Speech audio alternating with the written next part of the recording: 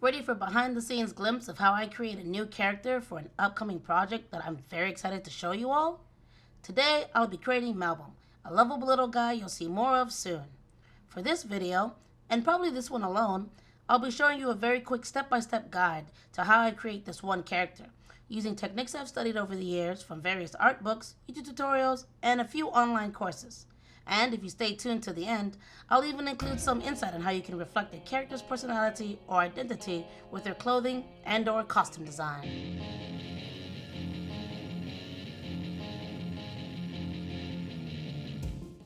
So for all my designs, I start with shapes. I tell anyone who asks, start with shapes. It sounds silly, and honestly, it feels like when making a character, you might make it too simple because of this step. But since I tend to lean more towards an anime Disney-esque style, not my words, but I'll take it, I can say it works for all styles. Like here, I use the shapes for the torso to help get the right body type I want for him. Wide circles, rectangles, trapezoids, pear shapes even, you name it. A bit of a backstory from Melbem while I doodle a few shapes. Melbem Wallace was born and raised on the west coast of SoCo, South California, in a more rustic but well-to-do small city. He grew up in the custody of his grandmother ever since he was literally months old, due to a mother who wasn't ready to be a parent and chose to estrange herself from them, and an absent father. He spent a lot of his childhood playing around his grandmother's thrift shop or in the lot next door with his neighborhood friends, at least before social groups divided everyone up. Melbem, being only 12, is at that part in his life where things stop being so simple, and playing Pokemon cards or Yu-Gi-Oh! In the cafeteria is now only what nerds do, even though everyone he knew was doing it at one time, trying to figure out how and why his old friends went off to different groups and where or what he's supposed to really do. You know those feels. So this design is supposed to capture that awkward, anxious phase. Poor baby. But what makes Melbem really intriguing is, well, his hat. It's a very strange item, and no, it's not something he just bought off a whim to increase his drip. But where the hat came from and how it became a part of Melbem's fit is, well, his whole story. I can't wait to get into it. So here I end up trying a few more poses, and tossing a few more shapes into the mix, just to make sure I didn't miss any possible ideas. It's gotta scream, I'm a scared cutie. Once I'm satisfied with the options I drew, I moved to the side to work on some face stuff. And what I mean by that is, since I already had a strong mental image of the cute face of Melbem, cheeks, round jawline, and a slight brow that comes forward with a nugget, a bit of a strangely shaped head, I can start on his features like nose and eyes and mouth. Now, for when I don't have such a strong mental image, I tend to refer to references, like face claims where you find models or actors and actresses or personalities on Pinterest and Google, or anywhere you look, and find attributes about that person's facial features that you can Frankenstein together for your character, helping you gain a clearer mental image for who your character is. It's very helpful, and more fun the more you match together different facial constructs.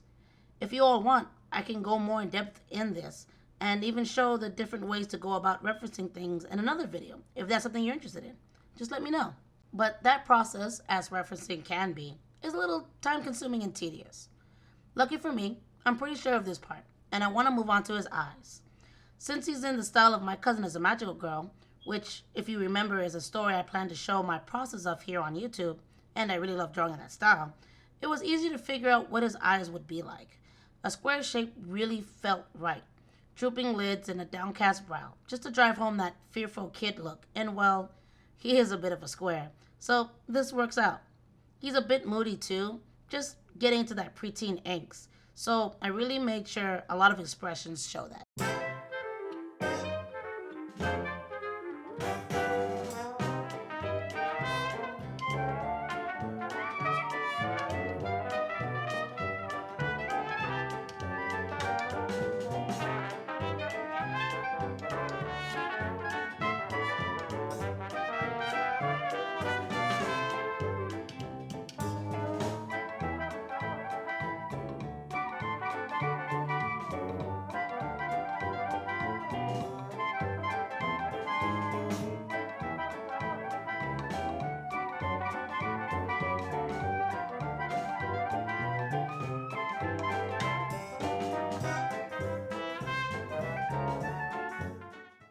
Another pose. There's no such thing as too many poses, but this one was the one I definitely had to go with. Holding one arm to yourself nervously, head tilted down, and shuffling her feet almost makes me want to protect him. Don't mind that the hubby and I are the reasons for his woes. Speaking of the hubby, after showing Neff the different body shapes, we picked the double trapezoid design with a slight dip in his torso. Bodies come in different shapes and sizes, so there's no one way to create a character. His clothes are another thing that I had thought of prior to making the design. Again, this isn't always the case for the design process. Sometimes I don't really have a clear image for the hair, eyes, clothes, or even who I'm drawing until I do some referencing or researching or just browsing for inspiration. It changes depending on if I really feel the character when I'm told about them. Melbem is actually an older character, even though I've never drawn him before or seen him drawn. Oh shit, I did draw him. I'm so sorry. I forgot. When we came up with his life and story, I definitely wanted his clothes to look like someone gave it to him as a hand-me-down, or like it was randomly put together for him, or as if he hastily put them on.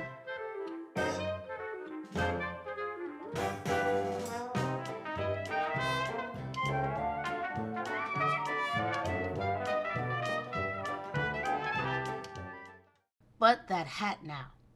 The mysterious hat. The teeth in the hat are connected, and as for why it's connected to his head, well, Melvin was used to minding his grandma's shop, helping her on busy days and earning a buck under the counter. He knew what to do and what not to do. You see, in her thrift shop, there is a strange, usually locked cabinet behind the counter. Items would appear and disappear, usually without Melvin noticing or being the one to sell them.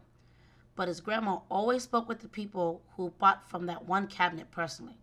And when they came in, he was sent off to another part of the store or upstairs, only to come back and see the person and the item are gone. A pen that had no longer worked, a decorative feather, 2 left foot shoes, a hat with cool teeth, and a horn.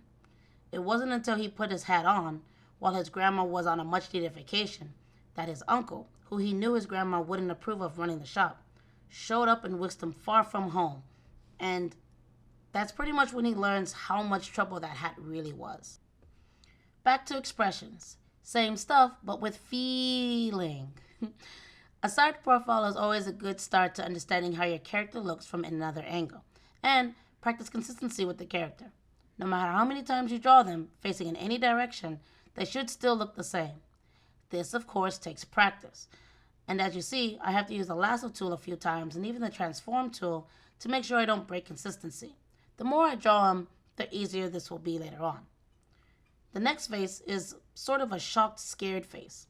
And as he looks up at, of course, his weird hat, which seems to be burping. Even Melbem doesn't get what's up with that.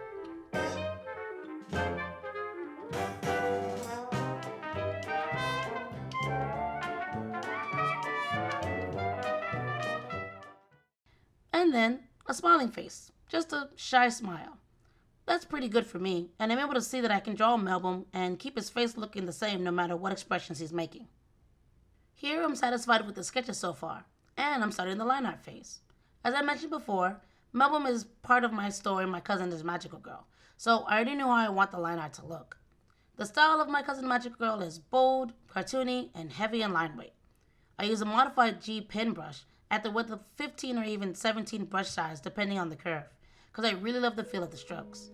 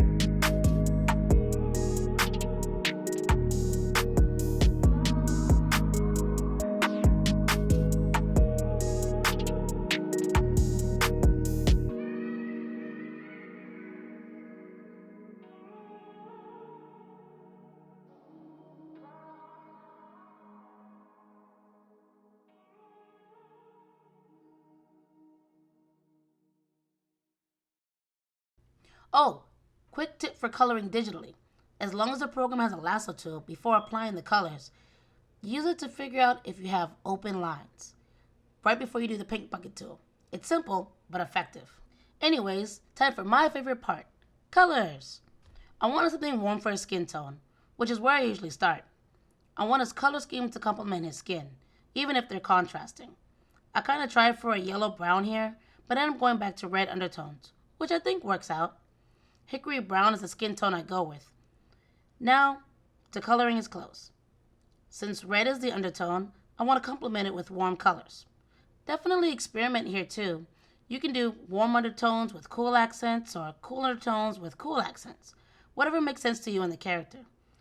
I want to also do another separate video on how I can show you some simple steps to picking a color scheme for your character. For Melbem though, I wanted the colors for his clothes to pop just a little bit. He does end up accepting some strangers' hand-me-down clothes, but we don't really give him a choice. It looks good on him though, even if it ruins his wallflower look he usually goes for. But keeping that in mind, I end up using a loose, analogous color scheme, which means the color grouping has similarities. These color schemes tend to have close relationships to one another. I could make a tutorial on these as well, since colors are my favorite things. The colors I end up using are reddish orange, yellow, and pink, red. And then, playing with these tones, I find out what works for Melbem. To make sure I'm not picking too many random colors and tones, or shades, I go to the color settings, get the HEX code for the main color I want the other colors to revolve around, reddish brown here, which is his undertone, and I go to my tried and true favorite website, design.geckotribe. Here I put in the hex code, see the different color scheme for the chosen color, and put the new one I picked into the color settings back in Clip Studio. I don't always do the exact same shade they give me, but I stay within that color, if that makes sense. This is actually quite a bit of a process, because now I have to figure out where any of these colors will go. And, of course, I'll add the link in the description for the website. They're awesome, and they've been running for years, and I'm honestly just glad they're still around.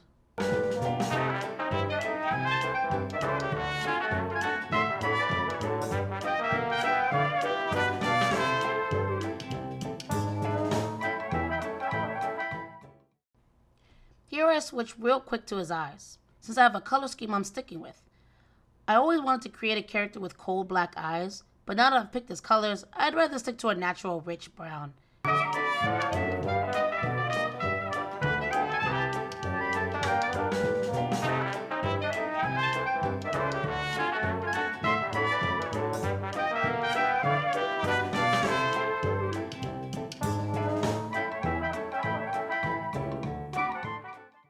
I'm pretty much at the end steps here, really. I changed the vest to gray to balance out all those warm colors, making it the secondary accent color, and added to the shoes. Those clunky, orca-looking things on his feet. Yeah, I have some days where I can draw those shoes pretty spot on, and others where they look like this. Yeah.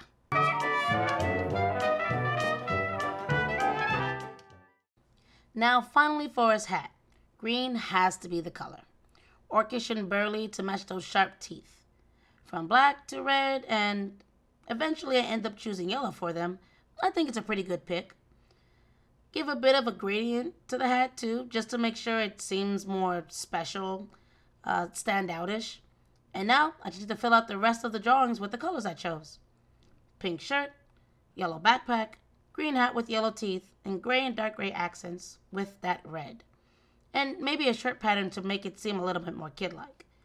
I just spend this time finding and adding the final details to make sure that this is his look.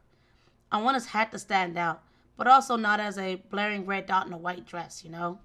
It's just enough for someone to say, hey, cool hat, before he scampers off, if they even get to that part.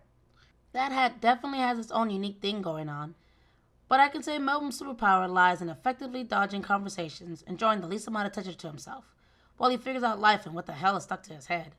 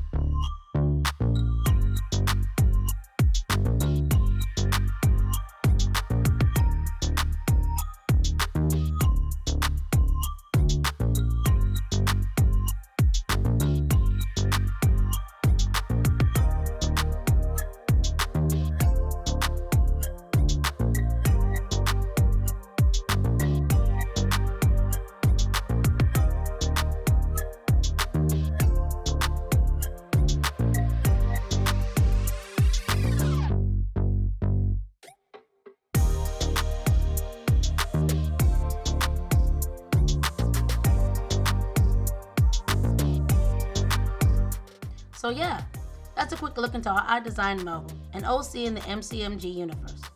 Like I said, I want to do several breakdown tutorials on the various aspects of creating characters, as well as other tutorials. Lips, eyes, colors, hair, fashion, the works. What's your favorite part about a character's looks? Is it the style, the expressions, or is it the way the colors pop? Let me know in the comments below. And if you're new to this channel, please make sure to subscribe so you can be alerted as soon as I drop new videos. I have a bunch in the works and I can't wait to share them. Draw magic!